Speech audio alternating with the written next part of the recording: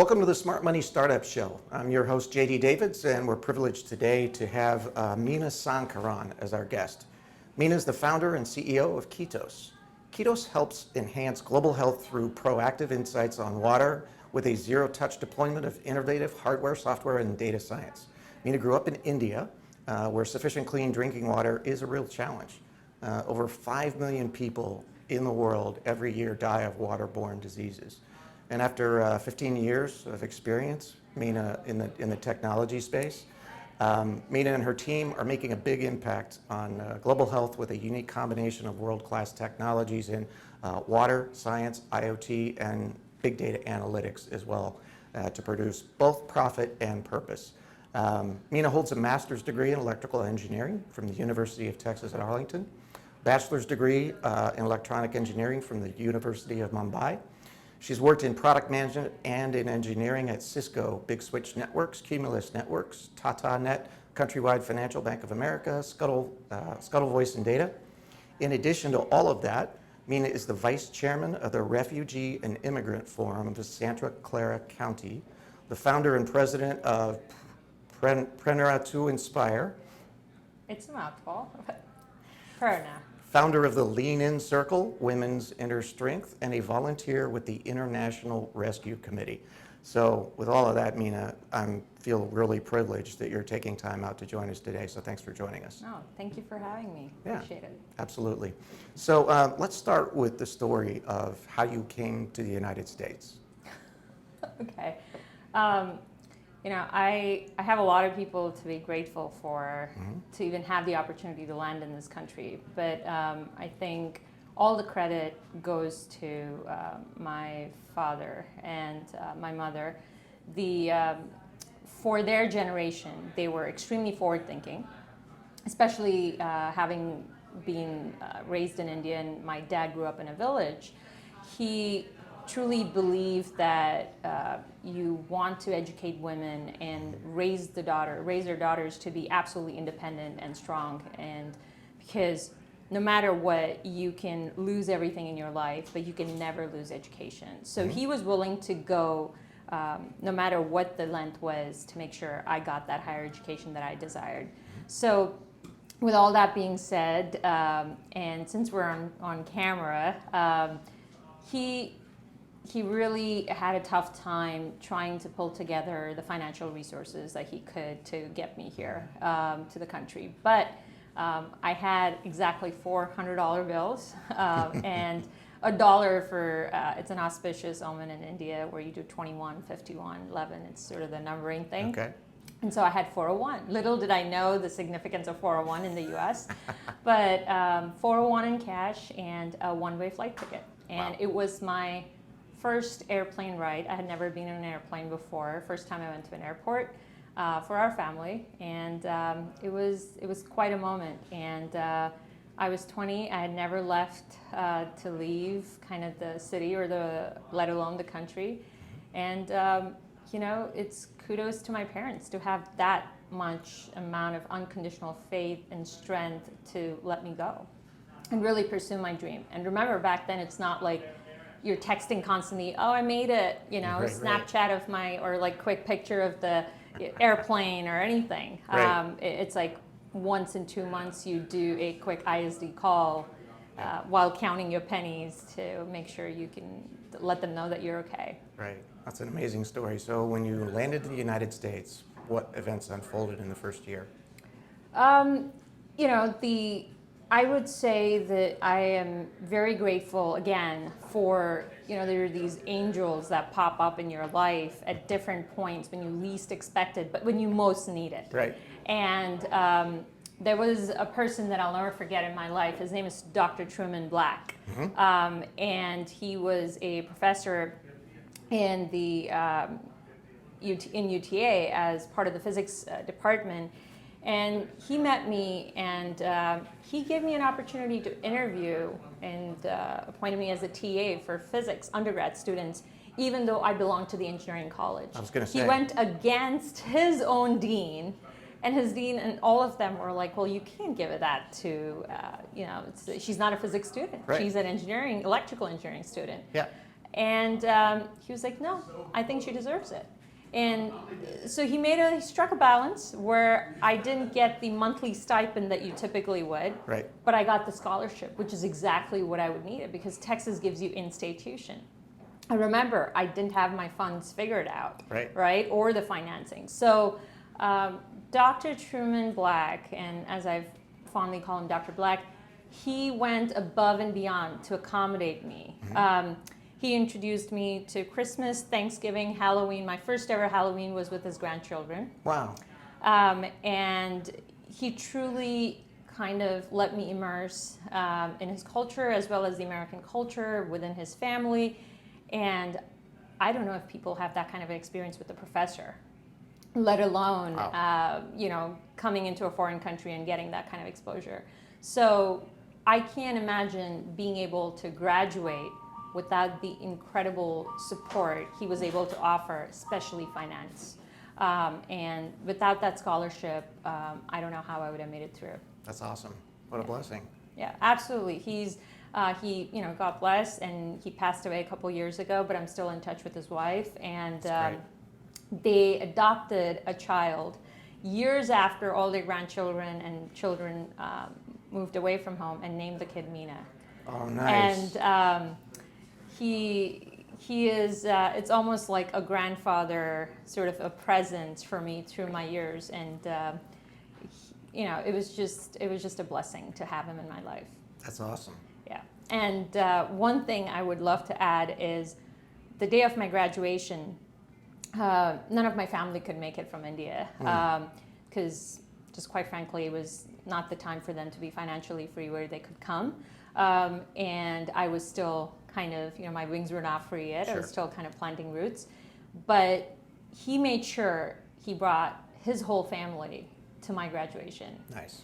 And I was just overjoyed, choked, and teary-eyed. And he had not been to a graduation since his own son.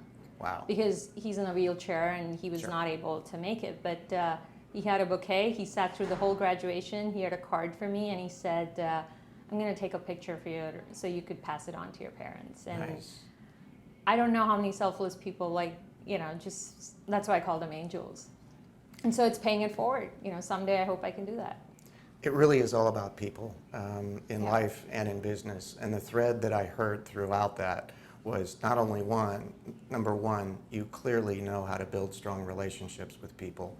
But secondly, I see a thread of your entrepreneurial get it done no matter what it takes. Yeah. You didn't have money. You didn't qualify for a physics scholarship, but you creatively and I would say entrepreneurially financed your education at UTA. Absolutely. I mean, I was not a physics major by any means. He did put me through an interview, and I was like, I hope I pass this interview. And luckily, I loved physics, so I did pass the interview, and so gave him a few ammunition to help support his case. Sure. But I think creativity and learning how to be resourceful, to me, I think is one of the most important things as an entrepreneur, because I agree. You're not going to be good at everything. You're not going to have everything at one point, but figuring out ways to actually get it done is the number one requirement, I believe. You can take enough amount of risk, but if you don't know how to execute, then I think it's really going to be a long path or a really hard path.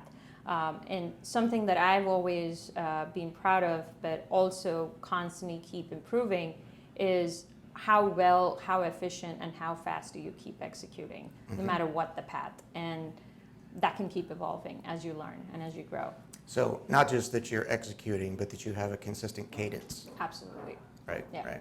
So I want to talk primarily about KETOS, but can you give the short version of your 14, 15-year career in technology and just touch on, I know you had both engineering and product management roles. Absolutely. So, there was something, a drive inside me even when I came to the country, and I think the drive was beyond money, or the drive was truly about how do I give the best that life can offer to my family, and also how do I scale that someday and be able to make an impact in my own way, and what is my purpose to the community or to science or to society, and how do I make that impact? So all of my 14 years as I see it are making choices and decisions to roles that kind of define different pieces of who I am. And I never got comfortable with one role, and some might, agree, disagree on it, but the way I looked at it is I always pushed myself out of my comfort zone. And I did a certain role within a company. I could be there for 6 years, but Sure. I would keep changing my role every 2 to 2.5 years. And I think managers should truly encourage that, because you're keeping the person challenged, you're keeping them constantly creative and thinking, you're not letting them get stuck to a status quo.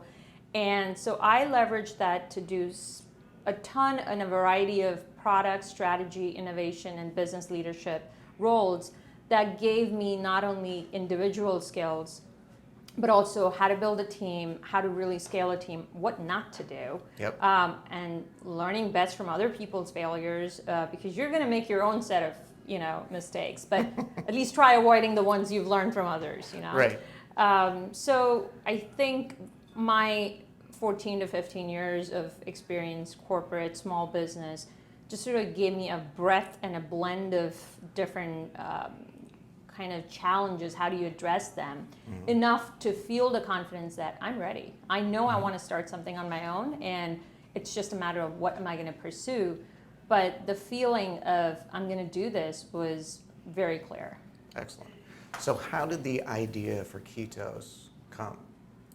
So I would say towards the end of the last role I was at, a lot of people start having these book of ideas, and they start writing their pitches, and they start playing around with their inventions. Or I didn't have any of that, but what I did do is I started creating like my own. I think if you're as organized as I am, you start creating another spreadsheet. So I had a spreadsheet of just ideas, but really a scribble book. I love writing, and I love the art of being actually able to write, because I feel like people have forgotten that. And started putting ideas, pros and cons, which ideas are actually bringing about impact in the society. But more than that, which ideas can be made truly a business? Right. What has the potential? What's the market like? And what are competitors doing in the market today? So I spent a significant amount of time doing all that market research before just saying, this is it, I'm going dive in. I took the time to do that, and I had kind of shortlisted about 2 ideas. And the trigger for KETOS was really, growing up in India, water was always at top of mind. And we had water less than an hour a day. And filtered water was a privilege. My mom would double, triple boil the water. It's a common thing. And you were always aware of it. And my father worked in a chemical explosive factory, so he always got me litmus paper. It's like my favorite toy. Who knew? Color change, right? No kidding. And after all these years, I'm getting into water testing. Who would know? Who would think about it? But Love it. I think the blend of sort of bringing water and science and IoT and big data to me came very sort of natively, because I was like, wait a minute, why don't we have data on water? Right. People are wearing Fitbits, people are wearing pedometers to know how many steps. We count everything, yet we don't count something so important, or actually the most important critical components like resources like air and water. Right. And so I started seeing this huge influx now of companies coming in water and IoT and air and environmental sensing as part of sort of the smart city concept. And I think we need to encourage that, because through all that innovation is going to arrive a few solutions that might be best for different cities. And so that's kind of how the idea started evolving, but it still did not hit the home run. Right. I took a break before I starting the company, and during that break, I got stuck close to Mount Everest Base Camp while backpacking. Really? And I got stuck because of an earthquake. This was the 2015 Oh, wow. earthquake in Nepal. Wow. And so I did manage to get out, was airlifted, helicopter, 7 days after the earthquake. And, but I had a lot of time to think. And I would say that the clarity of what I wanted to do amongst a couple of those ideas was just crystal. And it was not going to be purely a technological impact idea. Right. It was definitely going to be an idea that took the blend of technology but made a strong social impact as well, which is, you measure your economic viability as a company, but you also measure what's the impact that you're bringing to the world. And I think that's the fundamental for what KETOS stands for. That's great, because I think that focus on a purpose, Yeah. that you're really trying to solve a problem and make the world a better place. And water safety is critical. I mean, air, water, and food, but even with food, you can do, fasting for a period of time, but the one thing you can't do without is water. Yeah. And so we really look forward to you continuing the development of the company. So you came up with the idea, it was solidified at the base of Mount Everest in Nepal after an earthquake, which is the natural progression of a company, of course, right? Talk about the early team, the first few people. You're like, okay, I'm going to do this. What were the first few team members and people that you got in the boat with you? The team is, I think, the most important thing of a startup. And I can't emphasize that enough. And every day is a learning process in that journey. But the reason why team and forming a team for interdisciplinary sort of company like KETOS is even more important, because it's not just about bringing a few people with that skill set. You have to try to address three things. And I had a few more challenges than usual startups already building a team. You're not only bringing people from a completely different background, but you're trying to get all of them to work in a common culture. And you're trying to get science, R&D people to like the developers and the technologists to actually care about all of them together and want to build a team. And I think what worked for me was the mission of the company. People truly believed in the greater possibility of what we can achieve. And if I had set this out to be just maybe another IoT company, built another device with some data analytics, I don't think I would have gotten the team that I have today in terms of the quality and the caliber of the people. These people truly believe in making a difference with water. And how you pick those people, I think, can be super important. I took a lot of time in just having work done through contractors so that I don't lose my pace of development, so that I have significant milestones to show for execution. I am obsessed in terms of losing time with regards to execution. It is my number one paranoia. So if I have to keep balancing it. And you don't have full-time employees. Right. So while you get part-time people, you're trying to leverage some contractors to get some work done, but you have to be sure the part-time people you bring in as a core team member truly believes in the vision and mission. But even beyond believing in the vision, you want them to kind of inherit and make that their vision. I think that's my goal, is everybody in the team should feel like they're celebrating every single milestone with me, like it's their success. Absolutely. And we've talked about that before, that alignment Yes. is really critical. Yeah. I like to call it getting the right butts in the right chairs at the right time. That's a good one. and within your team, and we've also talked about this in Yeah. Smart Money Startups, is the seats around the board table, Yep. the investors, right? Absolutely critical. But I like the way that you align your team, because everybody knows that there's the what and then there's the why. And if you deeply believe and understand, and you're able to concisely articulate your why, Yeah. then it can become other people's why. True. And also, when you're not paying them, and they're, as a core team member, they're getting some equity, but this is I believe in always putting myself in the other person's shoe, no matter business or personal or friendship. I always try to reason out by putting myself in the other person's shoe. And I think that's what helps me empathize in situations of high stress, because that also gives me a way to logically think and not get emotionally impulsive or respond that would be your first reaction in a typical scenario of high stress.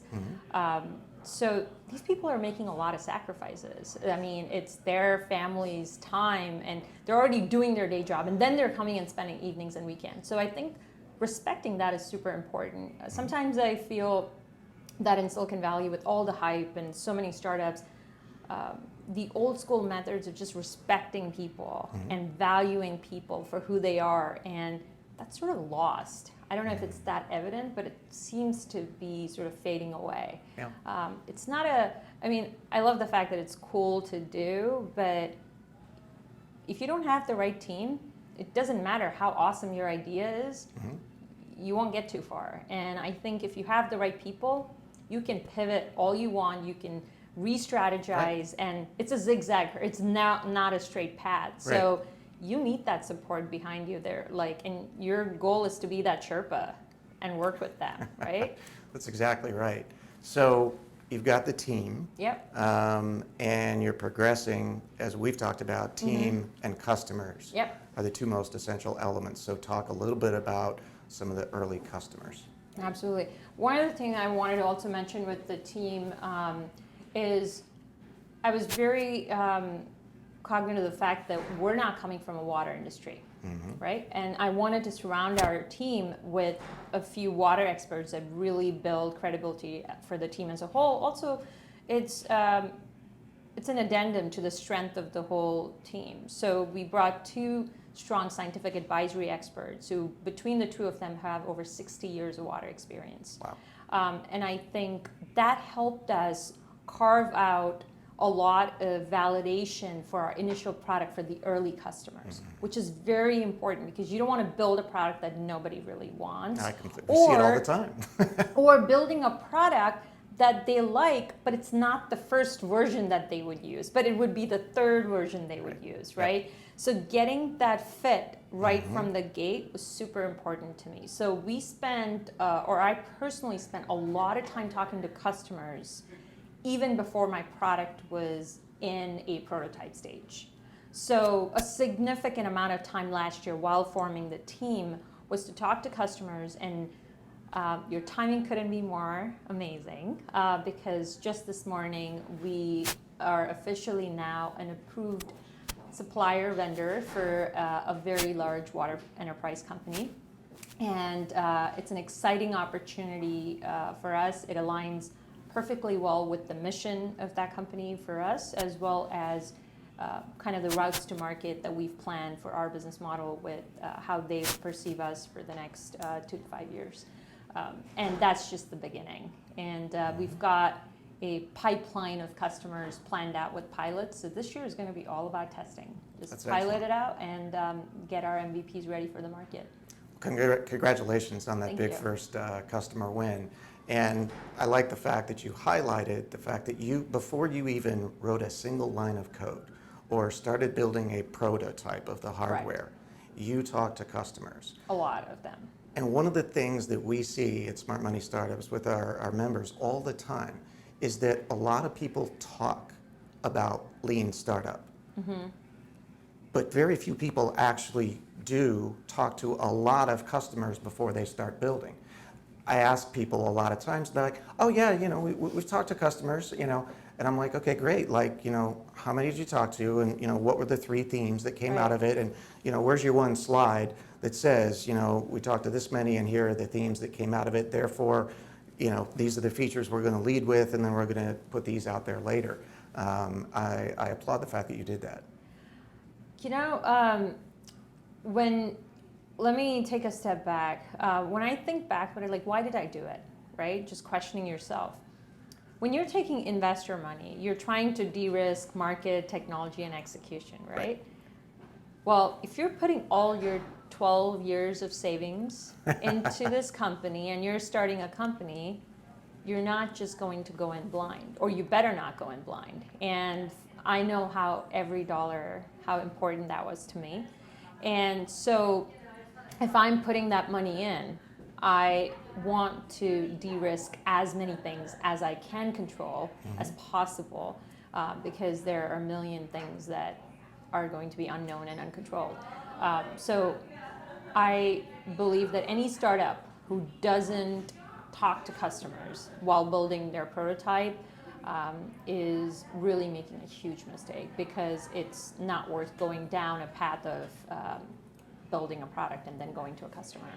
I've actually seen it happen. I mean, we saw a recent example where a person took $300,000 of their own money, and they allocated 99.9% of it to building the product, and they had spent nearly nothing on sales and marketing, and they just put it on the App Store. And it's really difficult to watch that, because if they had come into our program 6 or 12 months prior to that, we could have at least stopped the bleeding in some way. And I think there don't even need to be a budget. Do you know what I mean? Like right. there's the sales and marketing budget can be $0, because you're not creating. I don't have flyers and brochures, or you're not putting a YouTube video. You can still completely be in stealth. Yeah. And you can be underground building your prototype concepts, but really start leveraging that ecosystem that you've built of supporters to get all those early customer conversations, so that you're constantly validating that use case.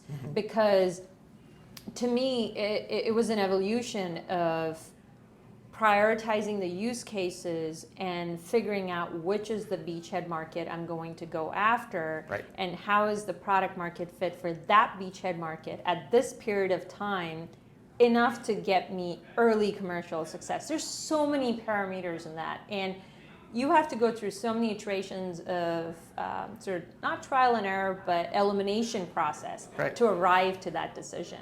And it's still ongoing. So I mean, if someone has figured out a better way to do it like that, I'm all yours to figure it out. But I think your traditional process of talking to as many customers as possible is super important. You could also call it the scientific method, like you said, a trial and error, and big hypothesis, design the test, run the test, and then iterate. And this has been done in labs, scientific labs, for hundreds of years. And that's what we're supposed to be doing when we talk about the lean startup methodology. And so I would venture to say that I predict that that's going to pay long-term dividends for you. I hope so.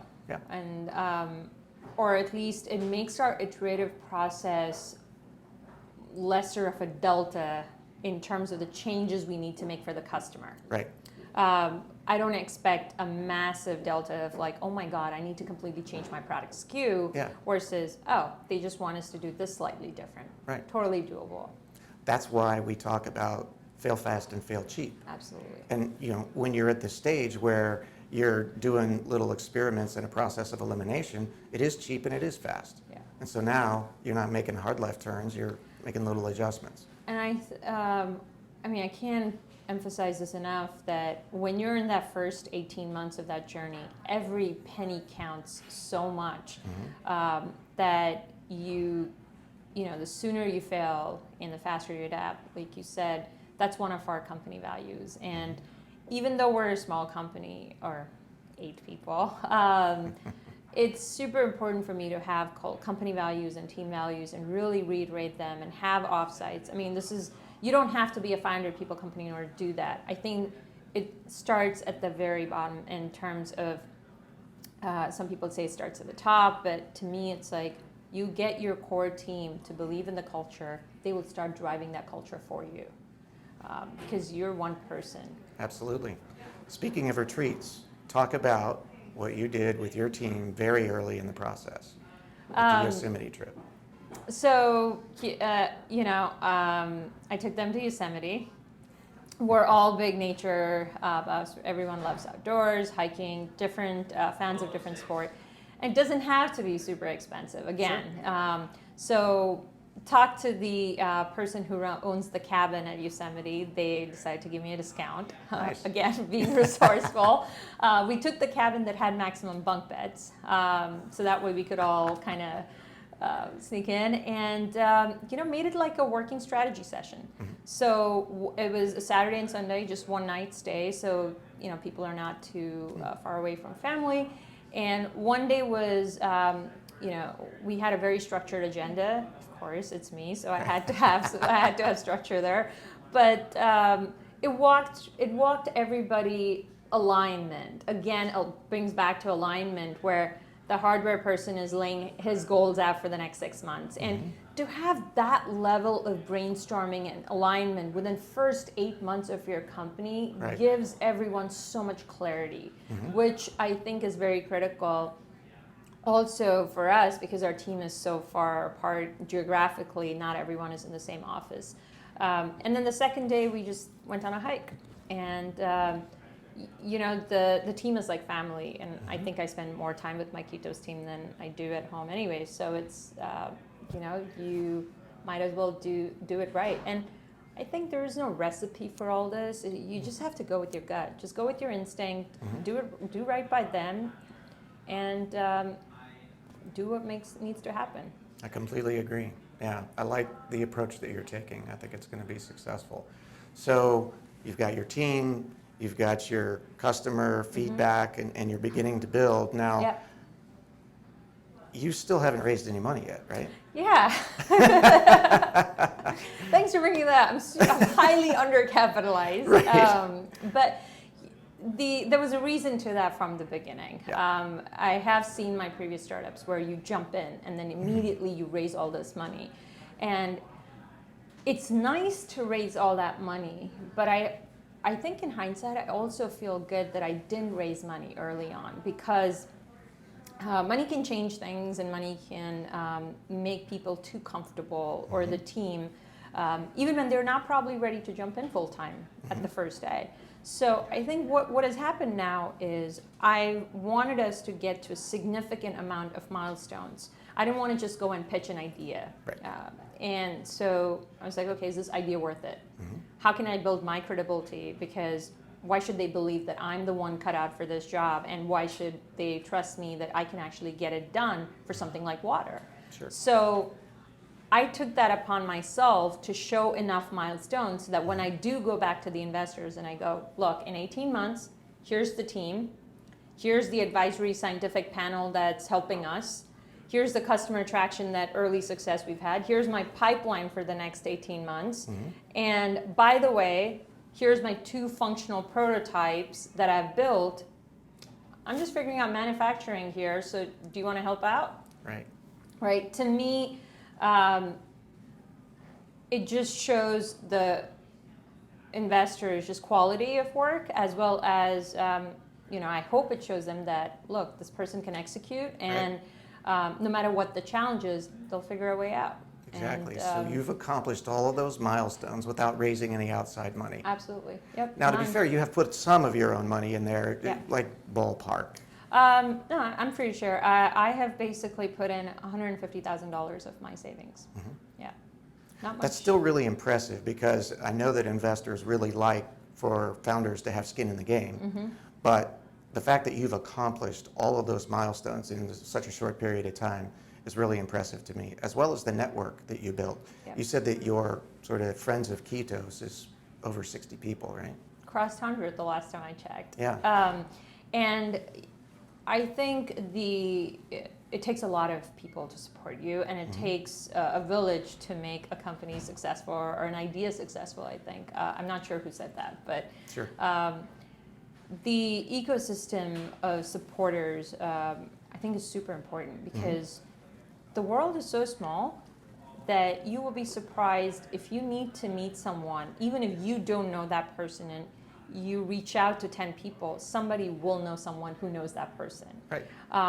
And I think it's part of the vision. The more people you get to believe in this, and something like KETOS is about water. It's about water usage. It's about water safety. What is in your water? Do you even know what you're drinking? And how safe is it? Right? None of us are aware. And how much time do we even think about it? So it's almost like starting a movement of not just your own team, but outside.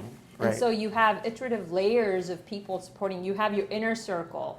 You have your core team. Then you have your inner circle of advisors. Then you have the trusted circle of, additional layer. And then you have layers and layers of people. And you never know who's listening. Right. So I've never taken a rejection as literally as like a no. I've never taken things personally. I believe it's just a right place, right time thing. Sure. So I've kind of kept in touch with every single person who's ever connected with me. Nice. And, it's all about people, just like Yeah. we started. Exactly. And it all kind of came together in the end where it's a growing group. Now we've crossed over 110 people, 115 people last I checked, and the movement is it's just getting started. I like that you describe it as a movement, because Yeah. it is. Yeah. So talk about your approach to fundraising. Thanks to meeting you, I have to say, I wish I had known about Smart Money a year ago. I think, I don't know what all I would have done differently. I would have still spent time connecting and nurturing my relationships and doing my milestones. But I think fundraising is such a long and a complex process, especially when you're doing it as a founder for your own company for the first time in a seed round. I think it adds multitude, levels of maybe difficulties because people are still getting to know you. Right. And so to me, fundraising was interesting. It is exhausting because you feel like you've just got it, and it's like your final diligence is done and your whole team is waiting to like just hear that one hurrah. And then you're like, well, it's just not the right fit. And I'm a boxing fan, and I'm like, my punches are just ready. Like, I want to get my gloves in. But, you got to just put on that smile, and Right. you go, okay, maybe I'll have you in my next round. Who knows? And then you think about it. And as a CEO, I think it's also, you're sort of in this loneliest job here where you have to keep your team spirits always up and keep them motivated, Right. and but at the same time be completely transparent. There's a very fine balance in that, and you want to present the right front for the investors. But the key is, if you believe in it and this is the right thing to do not give up. It's a numbers game. There are a lot of investors.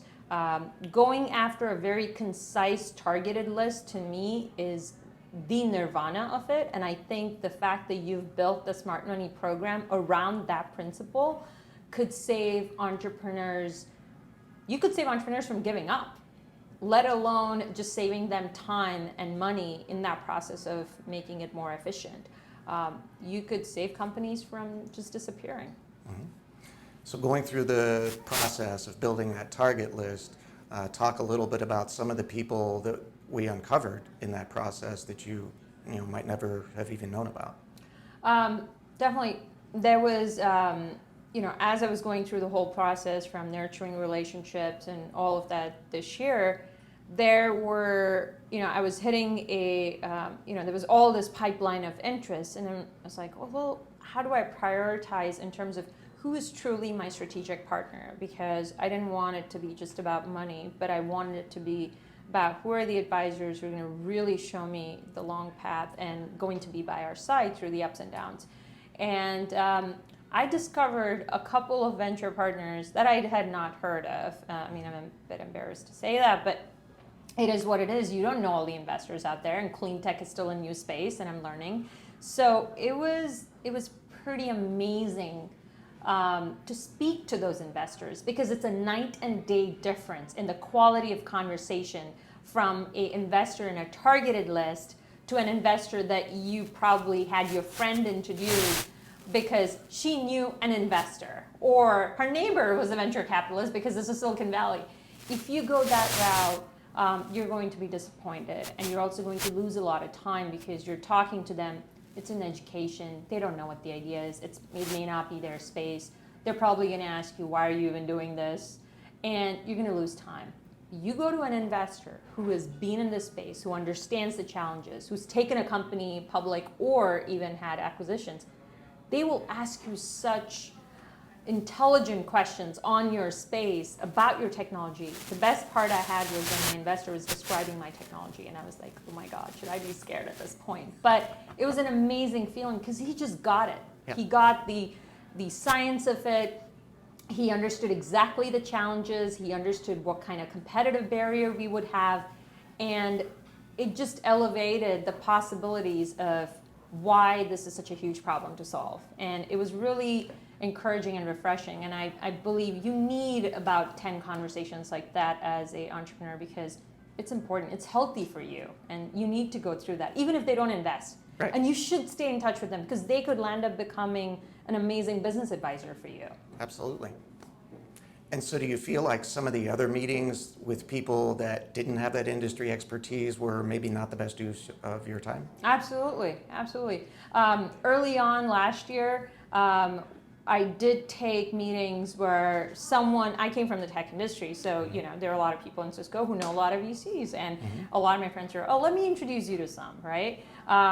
And also when you're bringing a convergence of different industries, you're going to have a few hits and misses because an IoT investor who's traditionally an IoT investor may not know anything about water because it's a cross-functional play. And somebody who's a big data analytics investor may be a pure tech analytics investor, not necessarily who understands air quality metrics or anything related to healthcare or and I think a lot of investors also struggle with categorizing. They don't know sometimes, should I put you in, like some are like, well, should we put you in healthcare? Should we put you in medtech? Nowadays there's medtech, digitech, fintech, and all of these. I think finding that blend, putting in your research time to do it, it's priceless. And if you do land up in a situation where the investor is not a right fit, it's okay. Use the time to practice. That's what I did. I figured, okay, this is not going to go anywhere. I'm 5 minutes in, but let me use this energy that I'm getting to make it and convert it more about practicing my pitch, getting his feedback as a user. So a lot of times, because water is something so generic, I said, well, what about you? What do you do at your house? You have a filter? You have an RO? What does your wife do? And so I converted from an investment conversation, as soon as I realized he may not be a fit, and I didn't want him thinking he's doing a favor to me by taking an hour meeting because his friend introduced him to me, made him a user conversation and did a user test out of it, right? So always be creative about how you transform things and always be thinking about how to map a certain person to what you need. In what scale can they help you? Because every person can actually help you. Right. It's just a matter of you figuring out how they can help you. Right. That's awesome. So the 30-day program that we just went through, you had the opportunity to interact with some peers in the Smart Money Startup Sprint program. Talk a little bit about what you liked about that, and would you recommend the program to people? Absolutely. I think I might be premature if I had taken it like first quarter last year, but I would say sooner the better. I definitely encourage every entrepreneur to go through the Smart Money Startup Sprint program that you've set up. First off, it's not time consuming. You've set it up in a way it's only taking about 3-4 hours a week, and they might have to do 4 to 8 hours of research, which is important for them anyways. They should be doing it. So highly recommend it. The value to me most was the quality of the people that you had on the Sprint program was very high. They were not just millennials who had no work experience or, millennials have brilliant ideas. They're coming up so far ahead than most people were thinking. But even beyond that, these are people like Chad, one of the person. I mean, he has tried 3 different startups, and regardless of whether they didn't work out and he's starting his 4th one, that tenacity has to be for something. I mean, the other day actually I thought of him, and I was like, just when it's getting so hard, and I was like, he's on round 3, round 4, Meena, like come on, right?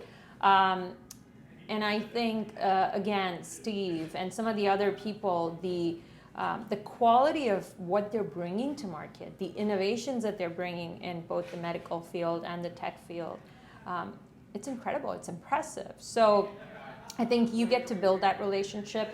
In fact, I've stayed in touch with them. One of them is coming to meet our office this week, and we wanted to exchange some notes on some common strategic partnerships that we potentially could share and talk about.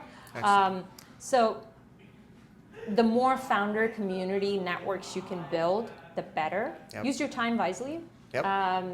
But if you see like there are 5 to 8 people, I think that's a very good size. You also didn't have your groups like 30 people.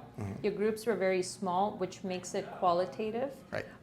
So I would highly encourage any person to join the Smart Money Startups and learning that email blurb, the fine tweaking. What you're really teaching is how to sell. Because not all engineers know how to sell, and not all people who have a very strong technical background have ever been a salesperson. And so you're giving them a crash course on how to sell, which they can not only use on an investor, but they can use the same principles for customers, for partners, for business development. So I would ask people to broaden their horizon in how they look at your sprint program. So it's more than just building a target list. Absolutely. I think that's just one of your takeaway tools. Right. Yeah. Exactly. That's awesome. Any other comments that you would make on that? There's another topic that I want to go on to, but the last thing I would mention on this Smart Money, for me, I think I was lucky because I'd already met you through the NASDAQ program, and so we had sort of interacted, and I leveraged it more as a way to sharpen my tools. For me, it was more like, okay, I've built all this stuff. Here's my diligence package that I've built for the investors. Can you, as the experts, JD and Louis, look at all this? How can I take it with a fine-tooth comb and really sharpen it and make it more attractive? So that was a great exercise for me. But for people who are coming with a blank slate, they don't even know where to start, this would be transformative in a matter of 4 weeks. And I can't put a price tag on that, because the content that I created for showing and sharpening with you guys or asking for your advice, that took me months, not 4 weeks. So I think it should be incorporated in every incubator, if you may, or accelerator program, because this is a must-have tool for everybody to understand how to do fundraising better. Excellent. Thanks very much. So, talk a little bit about your nonprofit projects, because not only are you building a company and doing great things to make the world a better place with safer water, but you also have a lot of other side projects where you're also making the world a better place, right? I'll speak in short about that. The prerna, the word comes from Sanskrit. It's called inspiration, and that's why it's prerna, to inspire. So I started working purely on my own as an independent volunteer with refugees 2006, 2007, about a decade ago. And it started in Arizona, and it truly became where my eyes were kind of open to this whole segment of population where they were not really empowering them with the tools to become independent and constructive. And my mission was, they're already here, and why don't we help them become productive, or teach them all the tools on how to fish so that they can become self-sustainable. The men want to have that pride of taking care of their own family. They don't want hand-me-down checks. Right. And so one of the first things about Prerna when I started building the program was, how do we create a soup to nuts sort of program, which is giving them end-to-end support, like housing, supplies, education, employment, transportation, pickups and drop-offs, and how do you get them? Because they don't know how to. If you start thinking about every little thing that a family needs, it's like adopting a child. Right. Because you are teaching them everything new, and then you have to focus on cultural assimilation because they're completely in a foreign country.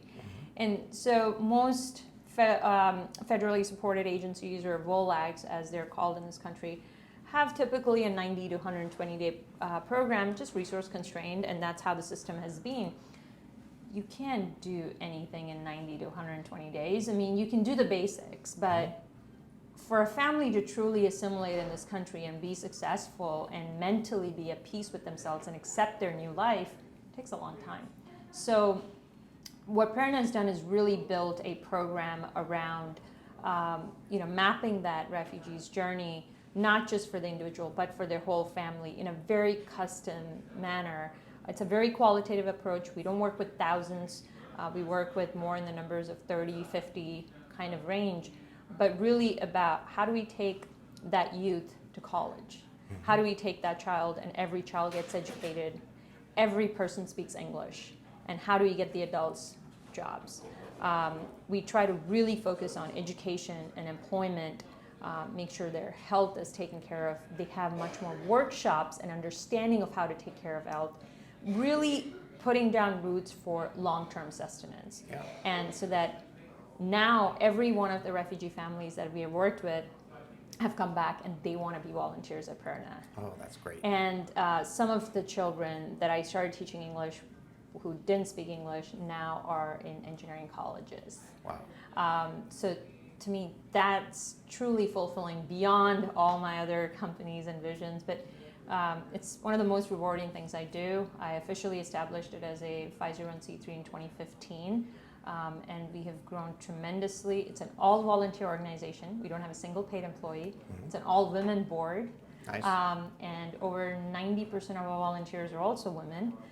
We encourage a lot of stay-at-home moms, moms who are going through transitions, just a lot of people who are driven to find a sense of purpose and want to help the local community but don't know how. We encourage them, we support them, and it's also bringing a lot of youth mentors and mapping them with refugee children so that there's that blend.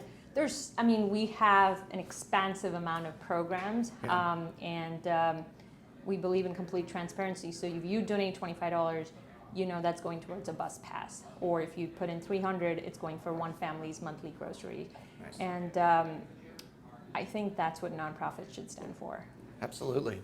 So if people want to learn more about it, what's the website? Go to www.prerna2inspire.com, and we will be revamping our website, and we officially have a group of marketing volunteers now. Nice. So so a lot more to come, and I'm actually going to be in a radio talk show in a couple weeks, specifically talking about Prerna in our local community, and so it'll be a lot of fun. Congratulations. That's awesome. Thank you. Let's see. Just a couple of quick questions. What books are you currently reading? So I think I have a serious backlog on the number of books that I should be reading. I think a lot of us do, right? And my list is increasing by the day, and I don't know when I'm going to catch up to that list. But what I also tend to do is, being an entrepreneur, I try not to read entrepreneurial books. Just to give myself a little break at times. And so I have actually been reading, just felt like it, and I've been going through the biography of Mahatma Gandhi recently. So once in a while, I'm a big reader of bios. So Nelson Mandela is on my list, and sometimes I kind of go quarter here and quarter there. If I can, I'm not finishing his book, but I've got both of them going right now, just a little bit here and there. But you can take your time on those. And and I swap it to a business leader's biography. I have read Richard Branson's biography, and big believer in his concept of truly creating as many leaders as you can, even if you have multiple enterprises with a common culture and vision. And in a way, I feel like I have been able to start kind of doing that with Prerna and KETOS, because my employees are volunteers, and kind of having that blend, and the relationships in Prerna are opening doors for me in KETOS. So no matter how many things you do, you just kind of try to bring it all back together. Right, absolutely. In terms of consuming content, there's so much content online, newsletters, blogs, podcasts, the whole thing. Signal to noise ratio is one of those really hard things that I think all of us experience. Right. Which ones, what is Signal for you? What are a couple of places where you go to where you find high quality content? So I have created my own sort of this RSS feed, if you may, because I just feel you get bombarded. Like you look in the morning, your email's already going crazy. I try to really look at, I read a lot about water technology updates now, mainly because I'm in this space, and I look at a lot of the healthcare impact that's happening due to water. So I've created several trigger alerts around water, health, safety, public policy, and political, because there's so much impact on public, private, and corporate and tech in that space. So I've created my own sort of blend in that. That helps me keep a bit more business target focus. It's nice to come back and listen to just sort of current affairs. You can read about that on NC Podcast. But what I don't want to get caught up is just too many these startup podcasts and over again, because it's good to have that, but it's not a one size fits all. Right.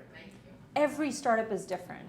Every idea is different. Every entrepreneur is different. The dynamics of you and your team are different. So trust your instinct. I feel like entrepreneurs should trust their instinct a lot more than they trust all these external factors. And focus on your core business and all the content around that core business and what helps you get that moving forward and what helps you push that needle ahead. Right. Do you watch deals in your industry? Yes, actively. Always looking at competitors. I think it's a good thing, because when you see a good amount of healthy competition, that means the market is there. Right. And if they're all getting funded, that's even better, which Right. means that people see the potential. So I look at it as a positive sign. I also look at it as innovation happening in that space, which means you better stay on your toes, so it's good. So always looking at competition, analogous innovations that could be leveraged by you from a product standpoint, as well as acquisitions and deals happening in your space.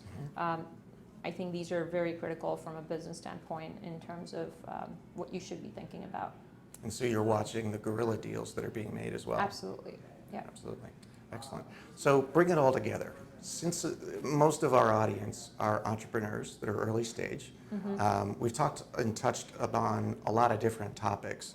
Can you synthesize it down into a couple of 3 recommendations that you would give to other entrepreneurs? Sure. From a non-technical standpoint, I would give you, I call it the 3 Ps. I think I've created my own version. Patience, perseverance, and persistence. Early startup, you have to have a lot of patience because you're going to have signal to noise. And perseverance, you just cannot give up if you truly believe in what you're doing. And persistence, don't take no for an answer. And keep up that positive spirit. One thing I've noticed is sometimes entrepreneurs are persistent, but they lose their patience, so they get very edgy, and then they get jaded, and then they're frustrated. And that comes out in the next meeting with an investor who might be your golden nugget, right? You do not want to lose that. So I think it's super important to recognize when things don't go in your favor, and just remember that the big picture, 10 years from now, you won't even remember this day. You're going to be laughing about it. So just try to diffuse the situation. And I think an entrepreneur's journey is more about mental strength than anything else. So keep your core really strong, and just keep plugging away whatever idea you're doing. Surround yourself with a lot of positive people. Not the people who say yes, but truly positive in terms of people who are giving you constructive feedback. And just weed away the negative factor. It's not worth it. You don't need it, you can't handle it, and it's not worth the energy. Absolutely. So the last question. Okay. You mentioned Dr. Black. Uh-huh. He's one of several other people that have had a very significant impact on your development as a person and a professional. Right. In addition to Dr. Black, who would be on that list? Wow, that's a tough one. There's so many people I'm thinking of.